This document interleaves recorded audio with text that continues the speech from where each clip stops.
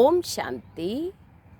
ఈరోజు మురళి 21/3/2025. ఈరోజు బాబ్దాదా గారి ఆగమనం ఉంది. లాస్ట్ ఈ సీజన్లో 24-25 సంవత్సరంలో బాబా ఈరోజు లాస్ట్ చివరి రోజుగా వస్తున్నారు. సో అందరూ తప్పకుండా అమృత వేళలో లేచి శక్తిశాలి స్మృతి చేస్తూ బాబాను ఆహ్వానం చేయండి. జతలో సాయంత్రం సంధ్యా సమయంలో రోజంతా కూడా బాబా వస్తారు, బాబా వస్తారు, బాబా వస్తారు అనే సంకల్పం చేస్తూ ఉండండి. మళ్ళీ ఈవినింగ్ సాయంత్రం 5 గంటలకే సేవా కేంద్రాలకు వెళ్ళి యోగ బట్టీలో ఉండండి. అన్నయ్య సూరజ్ అన్నయ్య అవ్యక్త మిలనం యొక్క క్లాసుని విని తర్వాత బాబాతో అవ్యక్త మిలనం చేస్తే చాలా మంచి అనుభవాలు జరుగుతాయి. కనుక ఎవ్వరూ మిస్ చేయమాకండి. లాస్ట్ సీజన్ లాస్ట్ బాబా యొక్క పదార్మణి ఉంది. ఈరోజు సకార్ మురళి.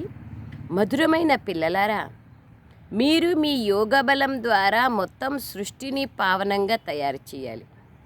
మీరు యోగ బలం ద్వారానే మాయపైన విజయాన్ని పొంది జగజ్జీతులుగా అవ్వగలరు. అన్నింటికీ ఆధారం యోగ బలమే. యోగ బలం ద్వారా మొత్తం సృష్టిని పావనంగా తయారు చేయాలి.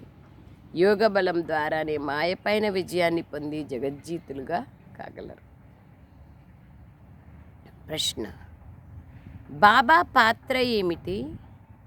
ఆ పాత్రను పిల్లలైన మీరు ఏ ఆధారంతో తెలుసుకున్నారు? బాబా పాత్ర ఎన్నో పాత్రలు బాబావి, కానీ ఒకటి అందరి దుఃఖాన్ని హరించి సుఖాన్ని ఇవ్వడం బాబా పాత్ర. రావణుని సంకెళ్ళ నుండి విడిపించడం బాబా యొక్క పాత్ర. బాబా వచ్చినప్పుడు భక్తి అనే రాత్రి పూర్తి అవుతుంది. స్వయంగా బాబానే మీకు తన మరియు తన సంపదల పరిచయాన్ని ఇస్తారు, ఖజానాల పరిచయాన్ని ఇస్తారు. మీరు ఒక్క తండ్రిని తెలుసుకోవడం ద్వారా అన్నింటినీ తెలుసుకుంటారు. ఒక్క బాబాని తెలుసుకుంటే ఎన్ని విషయాలు అవగాహనలోకి వస్తాయి. రచయితని తెలుసుకుంటే రచన యొక్క ఆది మధ్యాంత జ్ఞానము పూర్తిగా అవగాహన అవుతుంది. అందుకే బాబా అంటున్నారు, యోగ బలం చాలా అవసరం.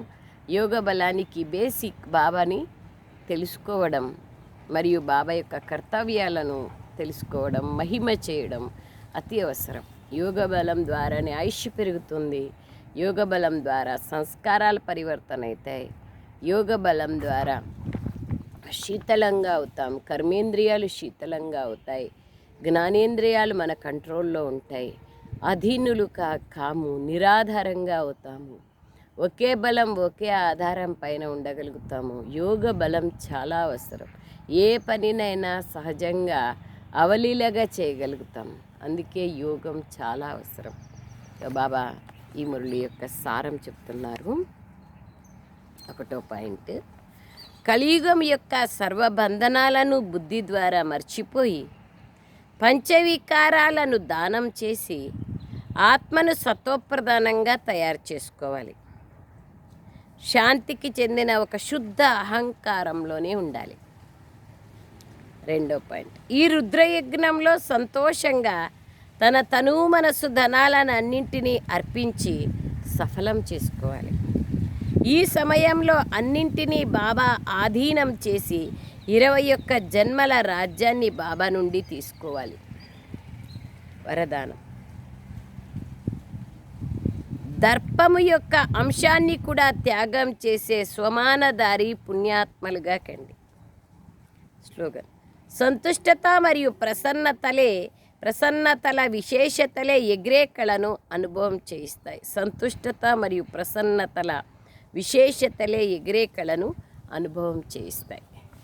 సో బాబా యొక్క మురళి. ఓం శాంతి.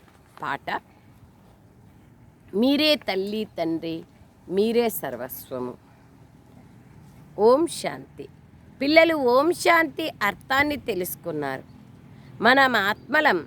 ఈ సృష్టి డ్రామాలో మన ముఖ్యమైన పాత్ర ఉంది అని బాబా అర్థం చేయించారు. ఈ సృష్టి డ్రామాలో మనది ముఖ్యమైన పాత్ర అని బాబా అర్థం చేయించారు. ఎవరి పాత్ర ఉంది? ఆత్మ యొక్క పాత్ర. ఆత్మ శరీరాన్ని ధరించి పాత్రను అభినయిస్తుంది. కనుక పిల్లలను ఇప్పుడు ఆత్మాభిమానులుగా బాబా తయారు చేస్తున్నారు. ఇంత సమయము దేహాభిమానులుగా ఉండేవారు.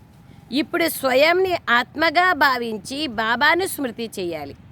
డ్రామా ప్లాన్ అనుసారంగా మన బాబా వచ్చారు. బాబా వచ్చేది కూడా రాత్రిలోనే, అజ్ఞాన రాత్రిలో బాబా వస్తారు.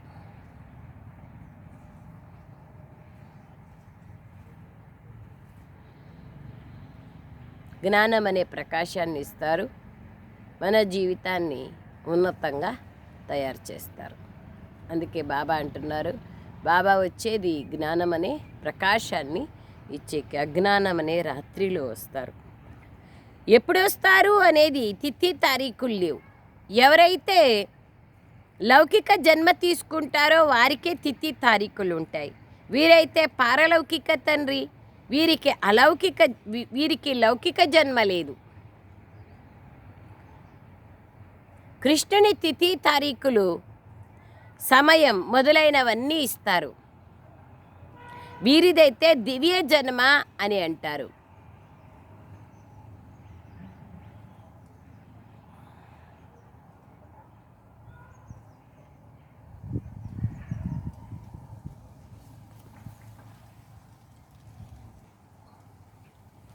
బాబా అంటున్నారు, లౌకికమైన దేహదారులు లేదా దైహికమైనటువంటి వ్యక్తులకు తిథి తారీఖు ఉంటుంది, కానీ బాబాకి తిథి తారీఖు ఉండదు. మనలాగా బాబా లౌకిక జన్మ తీసుకోరు. బాబా కేవలం దివ్య ప్రవేశాన్ని చేస్తారే కానీ జన్మ తీసుకోరు. సో బాబా అంటున్నారు, బాబా స్వయం చెప్తున్నారు, ఎవరైతే లౌకిక జన్మ తీసుకుంటారో వారికే తిథి తారీఖులు ఉంటాయి. డ్రామా ప్లాన్ అనుసారంగా బాబా వచ్చారు. బాబాది దివ్య జన్మ, ఇది బేహద్ డ్రామా అని బాబా వీరిలో ప్రవేశించి తెలుపుతున్నారు. ఇందులో అర్ధకల్పం రాత్రి. ఎప్పుడైతే రాత్రి ఉంటుందో అనగా ఘోర అంధకారం ఉంటుందో అప్పుడు నేను వస్తాను. తిథి తారీఖులు లేవు. ఈ సమయంలో భక్తి కూడా తమోప్రధానంగా ఉంది. అర్ధకల్పం బేహద్దు పగలు. నేను వీరిలో ప్రవేశించాను అని బాబా స్వయం చెప్తున్నారు. గీతలో భగవాన్ వాక్యం ఉంది, కానీ భగవంతుడు మనుష్యుడు కాలేరు. కృష్ణుడు కూడా దైవీ గుణాలు కలిగిన మానవుడు. ఇది మనుష్యలోకం, ఇది దేవలోకం కాదు. బ్రహ్మదేవతాయ నమః అని పాడతారు కూడా. వారు సూక్ష్మవతన నివాసి. అక్కడ మాంసం ఎముకలు ఉండవు అన్నది పిల్లలకు తెలుసు. అది సూక్ష్మమైన తెల్లటి ఛాయ. సూక్ష్మలోకం, సూక్ష్మమైన తెల్లటి ఛాయ. Hi hi.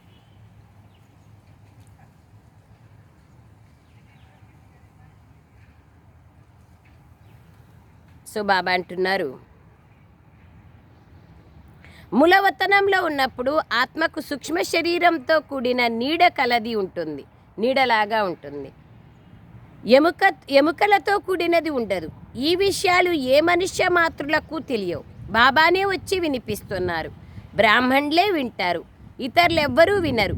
భారతదేశంలోనే బ్రాహ్మణ వర్ణం ఉంటుంది. అది కూడా ఎప్పుడు ఉంటుందంటే ఎప్పుడైతే పరంపిత పరమాత్మ ప్రజాపిత బ్రహ్మ ద్వారా బ్రాహ్మణ ధర్మాన్ని స్థాపిస్తారో అప్పుడే ఉంటుంది. ఇప్పుడు వీరిని రచయిత అంటారు. కొత్త రచనని ఏమీ రచించరు, కేవలం కొత్తదిగా చేస్తారు. ఓ బాబా, పతిత ప్రపంచం లేకొచ్చి మమ్మల్ని పావనంగా తయారు చేయండి అని మీరు పిలిచారు.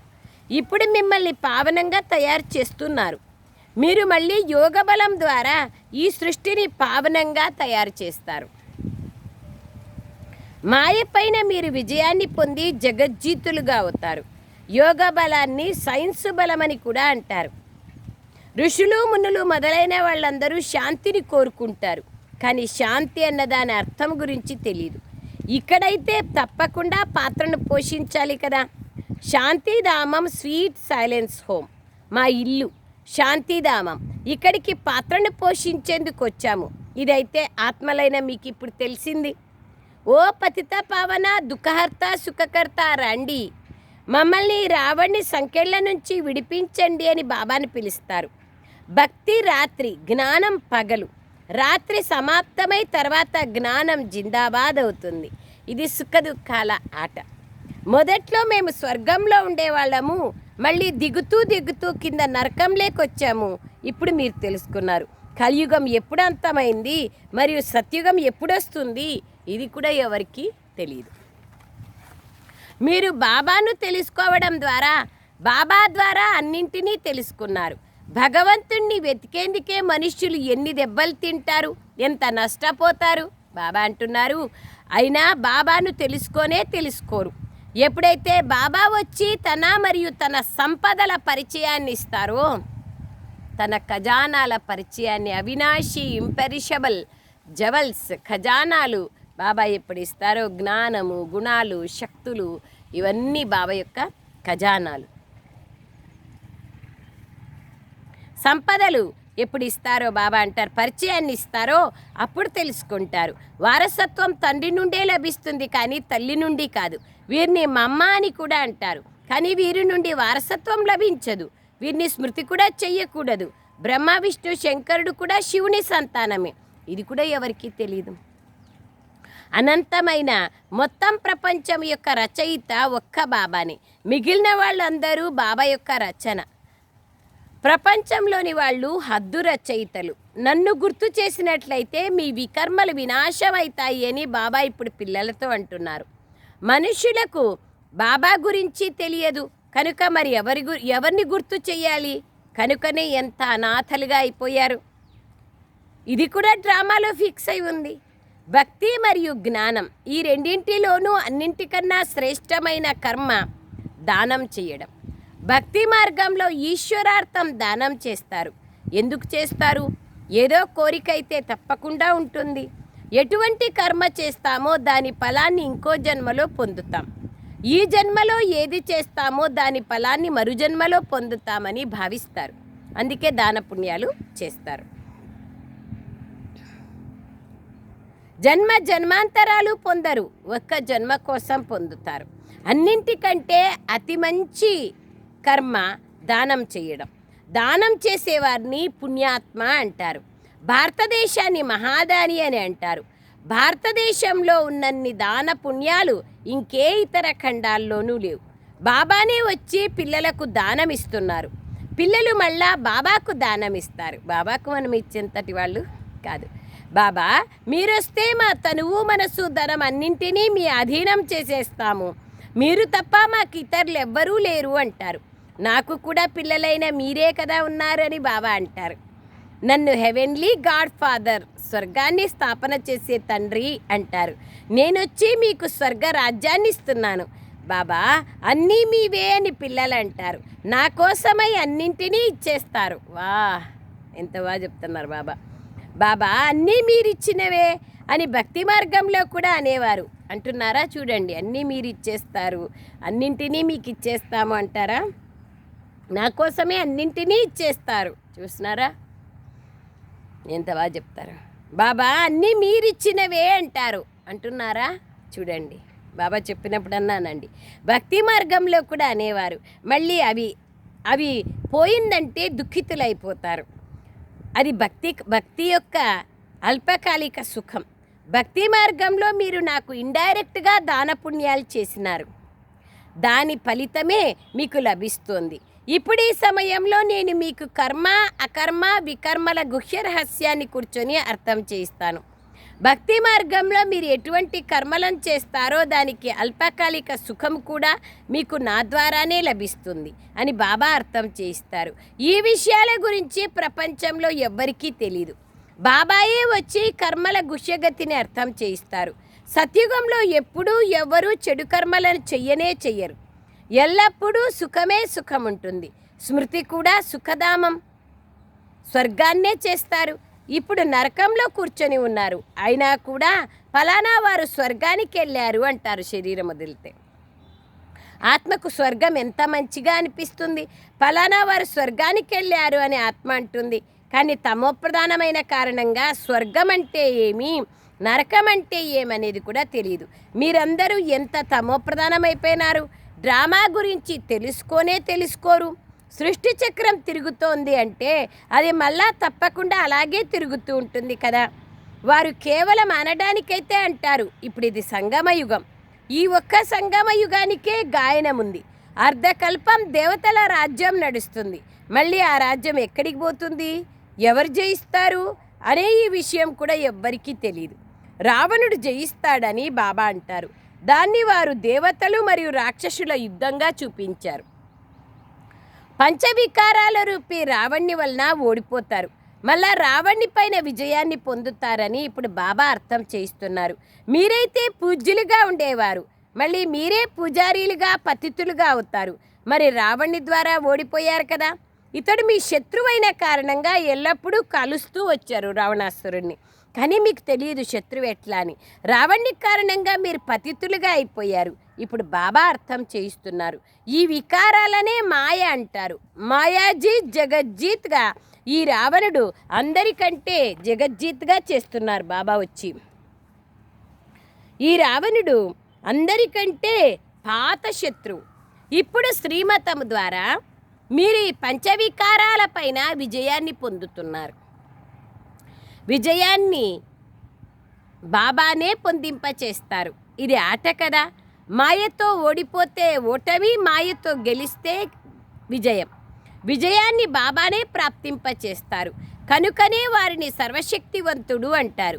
రావణుడు కూడా తక్కువ శక్తి కలవాడు కాదు, కానీ అతడు దుఃఖాన్ని కలగజేస్తాడు. కనుక అతనికి గాయనం లేదు. రావణుడు చాలా శక్తివంతుడు. మీ రాజ్యంనే లాగేసుకుంటాడు. మేము ఎలా ఓడిపోతాము, మళ్ళీ ఎలా జయిస్తాము అనేదాన్ని ఇప్పుడు మీరు తెలుసుకున్నారు. నాకు శాంతి కావాలి, నా ఇంటికి పోవాలి అని ఆత్మ కోరుకుంటుంది కూడా. భక్తులు భగవంతుణ్ణి స్మృతి చేస్తారు, కానీ రాతి బుద్ధి కలవారైన కారణంగా తెలుసుకోరు. భగవంతుడు తండ్రి కనుక తండ్రి ద్వారా తప్పకుండా వారసత్వం తప్పకుండా లభిస్తుంది. కానీ ఎప్పుడు లభిస్తుంది, మళ్ళీ ఎలా పోగొట్టుకుంటాము అనేది ఎవ్వరికీ తెలియదు. నేను ఈ బ్రహ్మ శరీరం ద్వారా మీకు అర్థం చేయిస్తానని బాబా అంటున్నారు. నాకు కూడా అవయవాలు కావాలి కదా మాట్లాడేందుకు, కర్మేంద్రియాలు. నాకు నా కర్మేంద్రియాలు లేవు. సూక్ష్మతనంలో కూడా కర్మేంద్రియాలు ఉన్నాయి.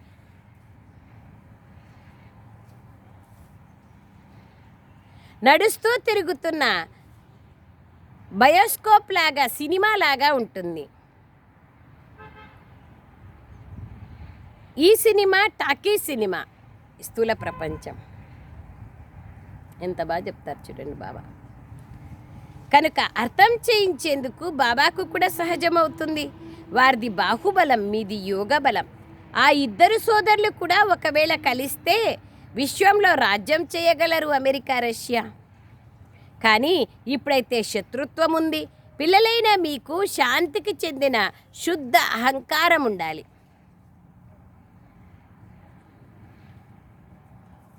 మీరు మన్మనాభవ ఆధారంతో సైలెన్స్ ద్వారా జగజ్జీతులుగా అవుతారు. వారు సైన్స్ అహంకారం కలవారు. సైలెన్స్ అహంకారం కలవారు స్వయంని ఆత్మగా భావించి బాబాను స్మృతి చేస్తారు. స్మృతి ద్వారా మీరు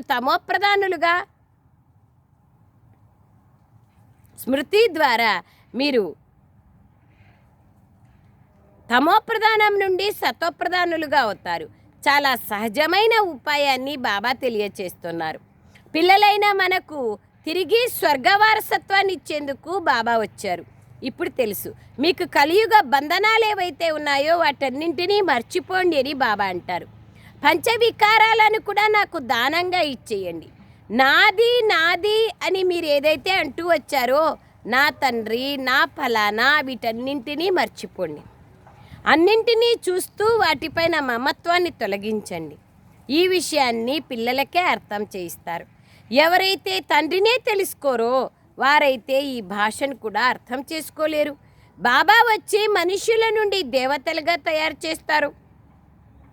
సత్యుగంలోనే దేవతలు ఉంటారు, కలియుగంలో మనుష్యులు ఉంటారు. ఇప్పటి వరకు వారి గుర్తులు కూడా ఉన్నాయి. ప్రపంచంలో దేవతల చిత్రాలు అనగా చిత్రాలు ఉన్నాయి. నన్ను పతిత పావన అంటారు, నేనైతే గైడ్ని. బాబా అంటారు, నేనైతే డిగ్రేడ్ అవ్వను, మేము పావనంగా ఉండేవాళ్ళము, మళ్ళీ కింది దిగుతూ వచ్చామని మీరంటారు. ఇప్పుడు మీరొచ్చి పావనంగా చేస్తే మేము మా ఇంటికి వెళ్తామని మీరు అంటున్నారు. ఇది స్పిరిచువల్ నాలెడ్జ్, ఆధ్యాత్మిక జ్ఞానం, అవినాశి జ్ఞానరత్నాలు కదా. ఇది కొత్త జ్ఞానం. ఇప్పుడు మీకు ఈ జ్ఞానాన్ని నేర్పిస్తున్నాను. రచయిత మరియు రచనల ఆది మధ్యాంతాల రహస్యాన్ని తెలుపుతాను. ఇప్పుడు ఇదైతే పాత ప్రపంచం. ఇందులో మీ మిత్ర సంబంధీకులు ఎవరైతే ఉన్నారో వారందరిపైన మమకారాన్ని తొలగించుకోండి. పిల్లలైన మీరిప్పుడు మీ సర్వస్వాన్ని బాబా ఆధీనం చేసినారా? బాబా మళ్ళా స్వర్గరాజ్యదాన్ని మీకోసం 21 జన్మలకు అధీనం చేస్తారు. ఇచ్చిపుచ్చుకోవడాలు అయితే ఉంటాయి కదా. బాబా మీకు 21 జన్మల కోసం రాజ్యభాగ్యాన్ని ఇస్తారు. 21 జన్మలు 21 తరాలని గాయనం కూడా చేస్తారు కదా. అనగా 21 జన్మలు పూర్తి జీవితం నడుస్తుంది. మధ్యలో ఎప్పుడూ శరీరం విడవరు, అకాల మృత్యువులు ఉండవు.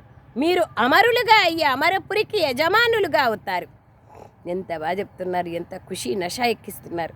మిమ్మల్ని ఎప్పుడూ మృత్యువు కబళించదు. ఇప్పుడు మీరు మరణించేందుకు పురుషార్థం చేస్తున్నారు. అండర్లైన్. ఇప్పుడు మీరు రోజు బాబా దగ్గరికి ఎందుకు వస్తాము? చనిపోయేది నేర్చుకునేకి, ఎలా చనిపోవాలి అనేది నేర్చుకునేకి బాబా దగ్గరికి వస్తున్నాం.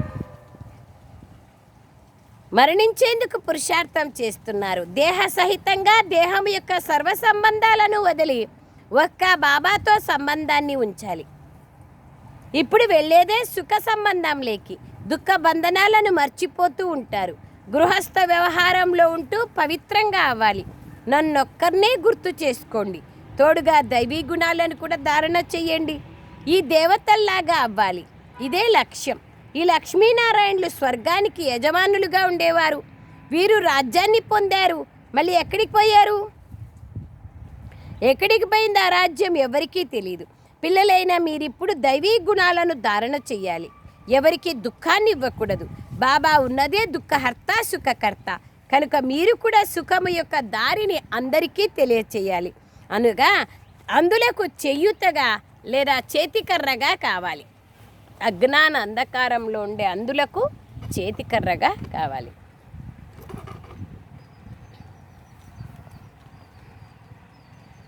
అంటే జ్ఞానం అందరికీ ఇవ్వాలి.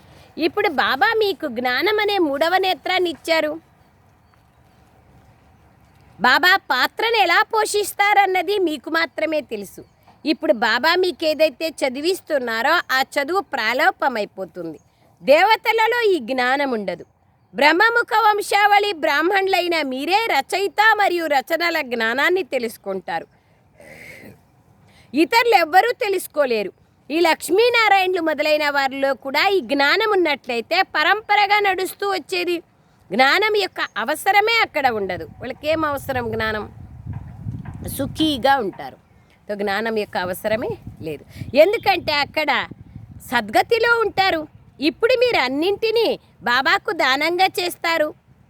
మళ్ళా వారు మీకు 21 జన్మల కోసం అన్నింటినీ ఇస్తారు. ఇటువంటి దానం ఎప్పుడూ ఉండనే ఉండదు బాబా అంటున్నారు. సో ఇటువంటి దానం ఎప్పుడు ఉండనే ఉండదు. బాబా 21 జన్మల కోసం ఇప్పుడు మనకి ఇస్తున్నారు. మేము సర్వస్వము ఇస్తాము. బాబా ఇవన్నీ మీవే, మీరే మాకు సర్వస్వమని మీకు తెలుసు. త్వమేవ మాతాశ్చ పితా త్వమేవ అంటారు. పాత్రనైతే పోషిస్తారు కదా, పిల్లలను దత్తు తీసుకుంటారు, మళ్ళా స్వయమే చదివిస్తారు, మళ్ళా స్వయమే గురువుగా అందరినీ తీసుకెళ్తారు. మీరు నన్ను స్మృతి చేసినట్లయితే పావనంగా అయిపోతారు. మళ్ళా మిమ్మల్ని నా తోడుగా తీసుకుపోతానంటారు. ఈ జ్ఞానం రచింపబడి ఉంది. ఇది శివ జ్ఞాన యజ్ఞం. ఇందులో మీరు తనువు మనసు ధనాలన్నింటినీ స్వాహా చేసేస్తారు. సంతోషంతో అందరూ అర్పణ అయిపోతారు. మిగిలిన ఆత్మలు ఉండిపోతారు. బాబా ఇప్పుడు మేము మీ శ్రీమతంపైనే నడుస్తాం అని అంటారు. గృహస్థ వ్యవహారంలో ఉంటూ పవిత్రంగా అవ్వాలని బాబా అంటారు. 60 సంవత్సరాల ఆయుష్ సమయంలో వానప్రస్థంలోకి వెళ్ళేందుకు ఏర్పాట్లు చేసుకుంటారు. కానీ తిరిగి వెళ్ళేందుకు ఎవరు ఏర్పాట్లను చేసుకోరు. ఇప్పుడు మీరు సద్గురువు యొక్క మహామంత్రాన్ని మన్మనాభవంను స్వీకరిస్తారు. భగవాన్ వాచ, మీరు నన్ను స్మృతి చేసినట్లయితే మీ వికర్మలు వినాశం అవుతాయి. ఇప్పుడు మీ అందరిది వానప్రస్థ అవస్థ.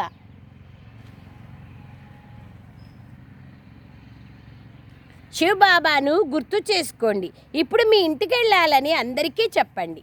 అచ్చా, मीठे मीठे सिखलरे बच्चों प्रति माता पिता बाप दादा का याद प्यार और गुड मॉर्निंग।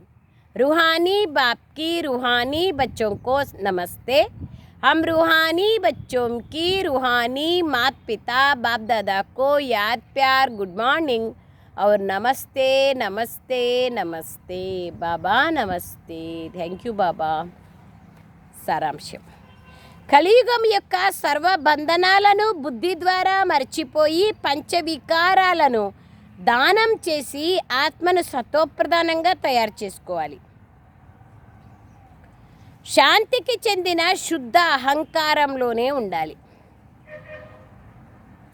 ఈ రుద్రయజ్ఞంలో సంతోషంగా తమ తనుమనుధనాలన్నింటినీ అర్పించి సఫలం చేసుకోవాలి. ఈ రుద్రయజ్ఞంలో సంతోషంగా తమ తనుమను ధనాలన్నింటినీ అర్పించి సఫలం చేసుకోవాలి. ఈ సమయంలో అన్నింటినీ బాబా అధీనం చేసి 21 జన్మల రాజ్యభాగ్యాన్ని బాబా నుండి తీసుకోవాలి. వరదానం: దర్పం యొక్క అంశాన్ని కూడా త్యాగం చేసే స్వమానదారి పుణ్యాత్మలుగా కండి. స్వమానదారులైన పిల్లలు అందరికీ గౌరవాన్నిచ్చే దాతలుగా ఉంటారు. దాతలు అనగా దయార్ద్ర హృదయులు. వారికి ఎప్పుడూ ఏ ఆత్మ పట్ల సంకల్పమాత్రంగా కూడా దర్పం ఉండదు. వీరు ఇలా ఎందుకున్నారు, ఇలా చెయ్యకూడదు, ఇలా జరగకూడదు, జ్ఞానం ఇలా చెప్తుందా, ఇవి కూడా సూక్ష్మమైన దర్పం యొక్క అంశాలే.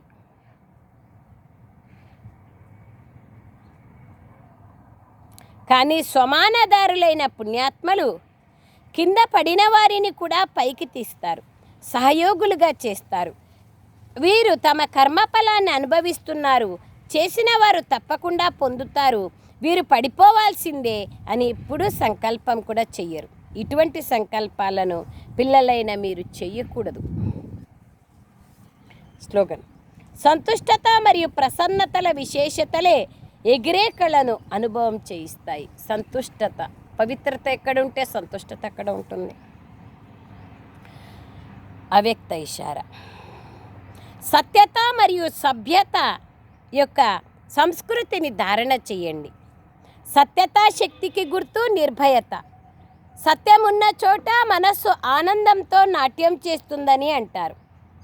అనగా సత్యతా శక్తి కలవారు సదా నిశ్చింత చక్రవర్తులుగా ఉన్న కారణంగా, నిర్భయులుగా ఉన్న కారణంగా సంతోషంతో నాట్యం చేస్తూ ఉంటారు.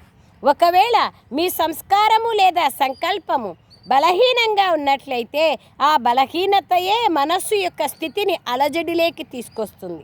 కనుక ముందు మీ సూక్ష్మ బలహీనతలను అవినాశి రుద్రయజ్ఞంలో స్వాహా చేయండి.